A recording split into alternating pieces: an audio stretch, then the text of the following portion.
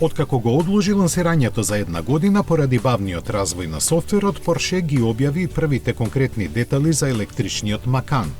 Тој ќе биде поставен на заедничка премиум платформа со Audi и ќе има архитектура од 800 волти. По узор на Taycan предвидени се неколку верзии со максимална моќност помеѓу 400 и 600 конски сили во комбинација со два пакета батерии од 100 и 120 киловат-часа.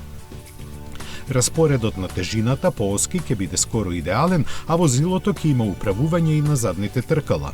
Топ верзиите стандардно ќе имаат торк векторинг систем и електронски контролирана блокада на задниот диференцијал, а во понудата ќе бидат и тркала од 22 инчи. Тестирањата на електричниот Macan започнаа во мај 2021, додека почетокот на продажбата е предвиден за наредната година. Ќе се произведува во фабриката во Лајпциг, заедно со бензинските верзии. Porsche има поставена цел до 2025 година половина од неговата продажба да бидат електрични или хибридни возила.